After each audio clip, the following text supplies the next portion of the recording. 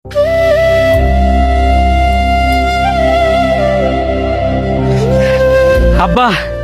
আব্বা দেখো, আমি আমার স্বপ্নের আইফোন কিনে লইছি। তোর ফোন দি কমলা কালারের, অনেক সুন্দর হয়েছে বাবা। তুমি অনেক খুশি হয়েছে আব্বা না? হরে আব্বা, অনেক খুশি হয়েছি। তোর খুশিতেই তো আমার খুশি। তুমি আব্বা এই ব্যাগটা লইয়া বাড়িতে যাও, আমি এই ফোনটা আমার বন্ধুরে এনে দেয় গিয়া।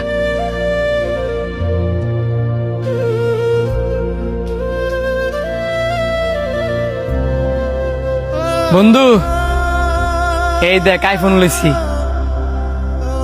17 Pro Max? নিশ্চয় চুরি করছস? চুরি করবো কি লিগা? আমার আব্বাই আমার কিনে দিছে। তোর আব্বাই তোর এটা কিনে দিছে?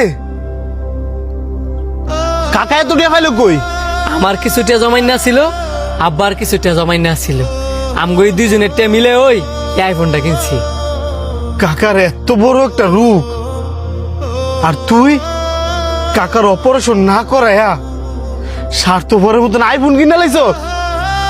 কি কস আমার আব্বার রোগ? আমার আব্বার রোগ আমি জানি না, আর তুই জানস? আমিও জানতাম না, যদি কিনা আমার মায় আমারে না কইতো। আর আমার মারে কইছে তোর মায়। আমরা সন্তানেরা অনেক স্বার্থপর। একটা বাপ নিঃস্বার্থভাবে একটা সন্তানের শুরুতে অনেক কষ্ট করে লালন পালন করে বড় করে তুলে। আর আমরা সন্তানেরা ওই বাপেরই একটা খোঁজ খবর লই না, যে বাপটা কেমন আছে। হ্যাঁ, খোঁজ খবর লই কখন? যখন আমাদের প্রয়োজন হয়। এছাড়া বাপের লগে 2 মিনিট সময় না বইয়া 2টা কথা কওয়ার মতো। আমরা সন্তানরা এতটাই ব্যস্ত,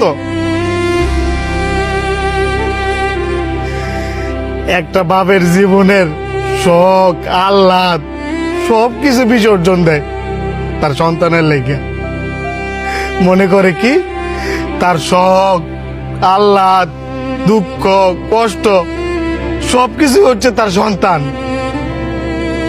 কিন্তু দিন শেষে ওই সন্তানই যখন তার বাপের বুঝতে চায় না, ওই বাপের চাইতে হতভাগা এই পৃথিবীতে আর কেউ নাই।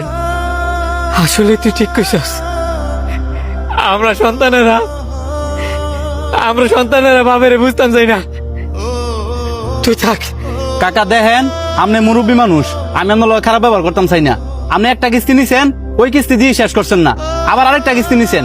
যে কোনো একটা কিস্তি দিয়ে তো শেষ করবেন, আমার তো অফিসে জবাব দিয়ে করুন লাগে। আমার আর কয়েকটা দিন